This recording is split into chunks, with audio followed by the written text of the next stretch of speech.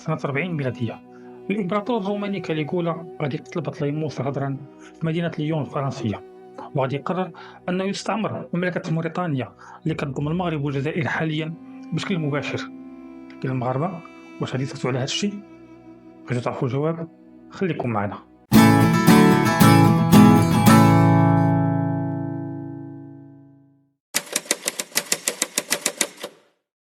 الوفاء من القيم الإنسانية النبيلة، ولأنها نبيلة فهي قليلة. صعيب نهضروا على الوفاء خاصة إذا انتقلنا للسياسة، لأنها مجال ديال المصالح الشخصية، ديال المصالح الضيقة. لكن البطل ديالنا اليوم ممكن نعتبره أنه نموذج من نماذج الوفاء، أيديمون. شكون هو أيديمون؟ صعيب نقدموا جواب شافي لأن المصادر ما خلاتناش عليه بزاف ديال الإشارات. الباحثين كيقولوا أن أيديمون احتمال أنه كان عبد يوناني أو عبد مغربي، والملك بطليموس الموري اللي هضرنا عليه في الحلقة السابقة هو اللي غادي يقوم بالعتق ديالو. وهذا أيديمون غادي يترقى في المراتب تباعا، وغادي يوصل أنه يولي قائد عسكري ثم وزير. بعض الباحثين قالوا أنه كان هو النائب ديال بطليموس على مملكة موريتانيا، وقيتا اللي مشى بطليموس ليون فين غادي يتم اغتياله غدرا وغيلة على يد كاليغولا. بعض الباحثين الآخرين قالوا أن أيديمون في الحقيقة هو مغربي، وأن أيديمون الاسم الإغريقي في الأصل كيعني مسعود، وأنه كان صديق مقرب لبطليموس.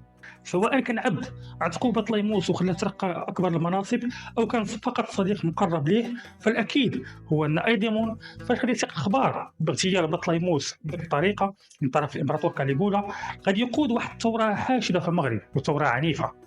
مدن بحال وليلي، بحال طنجة، بحال تمودة، بحال لكسوس، كلها كانت مستهدفة، وخاصة وليلي وطنجة اللي دار فيهم خسائر كبيرة جدا، بل أن طنجة تحرق جزء كبير منها من خلال الهجمات ديالو، لأنه تبنى سياسة الأرض المحروقة في مواجهة القوات الرومانية اللي جندات أكبر عدد ممكن من الجيوش ديالها باش أنها تحاول أنها تحبط الثورة ديالو. استمرت الثورة ديالو، وهنا مرة أخرى كيختلفوا الباحثين شحال بقات الثورة ديال أيديمون.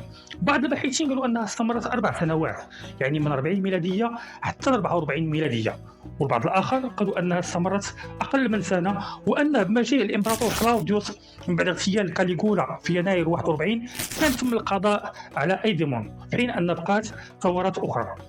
سواء كان الأمر يتعلق بسنة واحدة أو ب4 سنوات، فالأكيد هو أن هذا الصديق أو العبد ديال بطليموس الموري هذه الثورة اللي كانت عنيفة واللي دارت خسائر كبيرة جدا جدا جدا في وجود الرومان.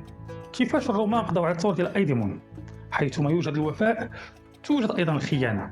الرومان حاولوا أنهم يجيبوا عندهم كبار القبائل وكبار البرجوازية اللي كاينه في المدن، عبر أنهم يعطيهم واحد المجموعة الامتيازات باش يحاربوا هذا أيديمون. وفعلا عدد كبير من سكان المدن خاصة وليلي واللي كيتعرفوا بالوليليين كانوا ضد أيديمون، لدرجة أن تلقى النص التذكاري عبارة عن شكر لهم من بعد نهاية هذه الثورة هذه. سكان وليلي ايضا من بعد ما ساهموا في القضاء على ثوره ايديمون غادي يحصلوا على مجموعه الامتيازات، منها الاعفاء من الضرائب لمده 10 سنوات، منها منحهم حق الزواج بالمواطنات الرومانيات وغير الرومانيات، منها منحهم حق المواطنه الرومانيه، منهم ايضا اطلاق ايديهم في المغاربه في المناطق اللي ما كانتش تابعه للرومان واللي كانت متحالفه مع ايديمون، ومنها ايضا انهم اعطاهم الحق انهم يمتلكوا كل الممتلكات اللي كانت عند الناس اللي تقتلوا في الحرب مع أيديمون. هكذا كانت خيانة وكان تواطؤ سبب في القضاء على الثورة هذه. لكن هذه الثورة هذه ما كانتش هي بوحدها، كانت في نفس الوقت ثورة أخرى اللي كانت أعنف وأقوى وأشد. باش تعرفوها الحلقة الجاية.